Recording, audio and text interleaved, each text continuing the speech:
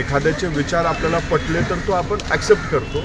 आशिष शेलारजी असं कुणावर विचार थोपवू शकत नाही. राष्ट्रवादी काँग्रेस पक्ष, भारतीय जनता पार्टी आणि शिवसेना ज्यावेळेस महायुती झाली त्यावेळेस कॉमन मिनिमम प्रोग्रामच्या आधारावरती महायुती झालेली आणि तिन्ही पक्ष ज्यावेळेस एकत्रित होते त्यावेळेस ज्येष्ठ नेत्यामध्ये चर्चा होईल की प्रत्येक पक्ष आपापल्या विचारधारेवर त्या ठिकाणी काम करेल. भारतीय जनता पार्टीच्या विचारधारेवर काम करेल. राष्ट्रवादी काँग्रेस पक्ष जो पुरोगामी विचारधारेवर काम करतो तो पुरोगामी विचारावर काम करेल. कुठेही आपण एकमेकाच्या विचारधारेला छेद द्यायचं नाही अशा पद्धतीचं त्या ठिकाणी ठरलेलं होतं. तरीसुद्धा आशिष शेलारजी अशा पद्धतीचं विधान करतात ते मला वाटतं कुठंतरी त्यांना संविधान मान्य आहे का नाही हा प्रश्न मला पडलेला आहे. कारण जबरदस्ती कुठल्याही महापुरुषाचे विचार आपण एकमेकावरती थोपवू शकत नाही. ते आत्मसात करावे लागतात. चांगले विचार असतील तर त्या चांगल्या गोष्टी आम्ही ॲक्सेप्ट करू, परंतु जबरदस्ती जर कोण आमच्यावर करत असेल तर ते कदापि सहन करणार नाही. ज्या पद्धतीने आशिष शेलार म्हणतायत की तुम्ही आलात तर ठीक, नाही तर तुमच्या शिवाय तरी आशिष शेलारजीला चर्चा करून महायुती ठरलेली नाही. महायुती वरिष्ठ पातळीवर ठरलेली आहे.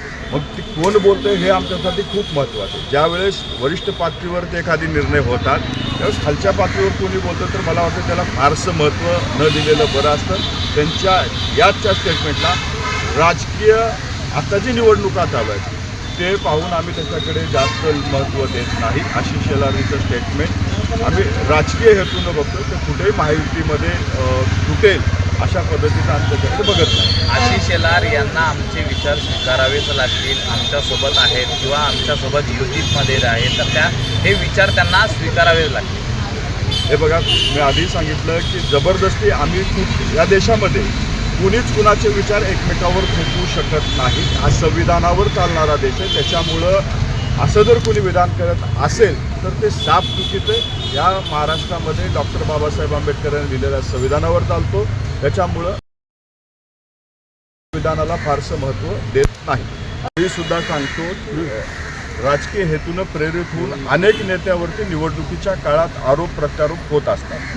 आतापर्यंत राष्ट्रवादी काँग्रेस पक्षाच्या नेत्यावरती जितके आरोप झाले एकही आरोप अद्याप सिद्ध झालेला नाही.